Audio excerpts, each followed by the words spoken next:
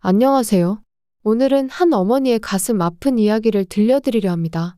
가족이라 믿었던 자식들에게 받은 배신과 음모, 그리고 이를 극복하기 위해 고군분투했던 한 어머니의 여정을 담았습니다. 이는 단순히 한 가정의 문제가 아니라 우리 사회 속 깊이 자리한 탐욕과 책임, 그리고 진정한 가족의 의미를 되새겨보게 하는 이야기입니다. 끝까지 함께 들어주시고 생각을 나눠주세요. 깊은 가을 저녁이었습니다. 바람이 마당의 낙엽을 이리저리 날리고 저녁 노을이 붉게 하늘을 물들이고 있었습니다. 평소 같았다면 어머니는 방 안에서 뜨개질을 하거나 조용히 TV를 보고 계셨을 겁니다. 하지만 그날은 달랐습니다. 어머니는 텃밭에 나가 배추를 살피고 계셨습니다. 어머니의 텃밭은 그녀의 자부심이었습니다. 배추는 매년 겨울 김장을 준비하기 위해 정성껏 키워온 결과물이었습니다. 올해도 실하게 자란 배추를 보며 만족스러워하셨지만 그날따라 불어오는 찬바람에 마음 한구석이 불안했습니다. 마치 이 날씨가 앞으로 닥칠 일을 예고하는 듯 느껴졌습니다. 대문 밖에서 구두 밑창 소리가 들려왔습니다. 어머니는 고개를 들어 소리가 나는 쪽을 바라보았습니다. 뜻밖의 첫째 아들이 서 있었습니다.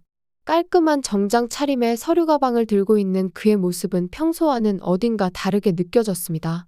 어머니, 날씨가 이렇게 추운데 왜 밖에 계세요? 그의 목소리는 평소보다 지나치게 부드럽게 들렸습니다. 네가 웬일이니? 무슨 일 있어? 오랜만에 찾아온 아들이 반가우면서도 어머니는 그의 태도에서 어딘가 모를 어색함을 느꼈습니다. 그냥 어머니가 생각나서 들렀어요. 그런데 요즘 어머니 기억력이 좀 안 좋아지셨다면서요? 이웃분들이 걱정하시던데 병원에 가보시는 게 어떨까요? 그의 말에 어머니는 순간 가슴이 철렁 내려앉았습니다. 무슨 소리야? 내가 왜 병원을 가야 하니? 멀쩡한데. 어머니는 당황스러운 마음을 애써 감추며 대답했지만 아들은 고개를 끄덕이며 설득을 이어갔습니다. 요즘은 조기 진단이 중요하대요. 초기에 치료하면 큰 병으로 번지지 않는다고 하더라고요. 걱정돼서 드리는 말씀이에요. 그의 말투는 부드러웠지만 어머니는 그 속에서 알 수 없는 차가움을 느꼈습니다. 며칠 후 둘째 아들이 찾아왔습니다. 형제간의 사이가 좋지 않았던 두 아들이 비슷한 시기에 찾아왔다는 사실만으로도 어머니는 의구심을 가질 수밖에 없었습니다. 둘째 아들은 첫째와 달리 캐주얼한 차림새였지만 그의 눈빛에서도 어딘가 모를 긴장감이 느껴졌습니다. 어머니, 형이 얘기한 거 들으셨죠? 병원에 가보셔야 해요. 요즘 예전 얘기만 하시고 최근 일들은 잘 기억 못 하시는 것 같더라고요. 내가? 말도 안 되는 소리 하지 마라. 내가 뭘 잘못 기억했는데? 어머니는 황당하다는 듯 물었지만 둘째 아들은 물러서지 않았습니다. 어제 저녁 메뉴도 기억 안 나시잖아요. 형이 걱정해서 한 얘기니 기분 나빠하지 마세요. 그냥 확인 차원에서 검진 받으시면 돼요. 어머니는 대화 내내 불편함과 분노가 뒤섞이는 감정을 느꼈지만 결국 두 아들의 집요한 설득에 못 이겨 병원을 찾기로 했습니다. 병원에서의 경험은 어머니에게 크나큰 충격이었습니다. 하얀 가운을 입은 의사들 사이에서 어머니는 혼자 미아가 된 기분이었습니다. MRI 촬영을 위해 차가운 기계 속에 들어가면서도 내가 왜 여기 있어야 하지? 라는 생각이 머리를 떠나지 않았습니다. 검사가 끝난 후 의사는 심각한 얼굴로 결과를 말했습니다. 초기 치매 증상이 의심됩니다.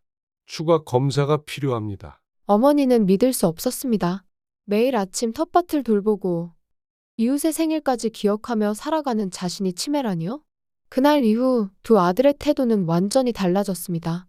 그들은 매일 집으로 찾아와 어머니의 재산 관리 문제를 집요하게 언급하기 시작했습니다. 어머니, 이제부터는 저희가 통장이랑 도장을 맡아볼게요. 혹시라도 실수로 돈을 잘못 쓰시면 큰일이잖아요. 이 집도 너무 크고 위험하니까 팔고 저희 근처로 오시는 게 어때요? 작은 아들의 제안은 단순한 권유가 아니라 강요처럼 들렸습니다. 어머니는 그들의 요구를 완강히 거부했습니다. 하지만 자식들은 점점 더 노골적으로 나왔습니다. 하루는 집 앞에 CCTV가 설치되어 있는 것을 발견했습니다. 놀란 어머니가 큰아들에게 전화를 걸었습니다. 이게 뭐니? 왜 카메라를 설치했어? 요즘 혼자 계시면 위험할 수 있으니까요. 어머니를 보호하려고 설치한 거예요. 그의 대답은 지나치게 뻔뻔하게 들렸습니다. 며칠 후 이웃 한 명이 어머니를 찾아와 걱정스럽게 말했습니다. 요즘 자녀분들이 어머니 얘기를 많이 하더라고요. 정신이 오락가락하신다고 소문내던데 괜찮으세요? 그 말을 듣고 어머니는 변호사를 찾아가기로 결심했습니다. 변호사는 치매 진단서를 꼼꼼히 살펴본 후 충격적인 사실을 밝혀냈습니다. 이 진단서는 정식으로 발급된 게 아닙니다. 누군가 조작한 것으로 보입니다. 그 순간 어머니는 그동안의 의심이 확신으로 바뀌었습니다. 자식들은 처음부터 계획적으로 자신을 치매 환자로 몰아가며 재산을 빼앗으려 했던 것입니다. 그 무렵 자식들은 본색을 드러내기 시작했습니다. 하루는 큰아들과 작은아들이 불쑥 집으로 찾아왔습니다.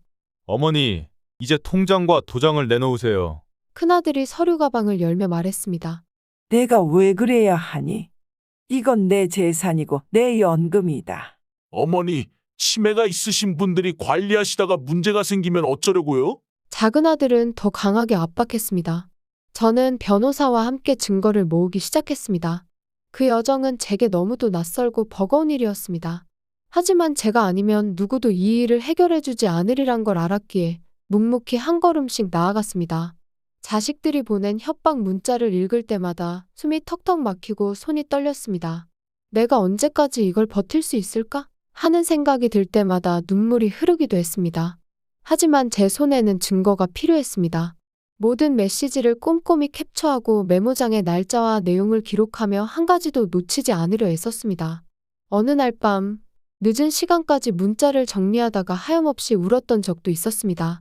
문자를 정리할 때마다 눈앞에 떠오르는 것은 자식들이 저를 압박하던 날들의 모습이었습니다. 어머니, 우리가 다 알아서 할 테니까 도장만 주세요.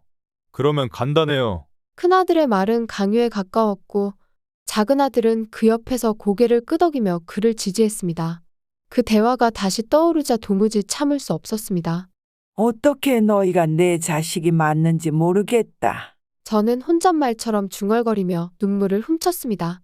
하지만 이내 마음을 다잡고 손에 든 펜과 메모장을 다시 붙잡았습니다.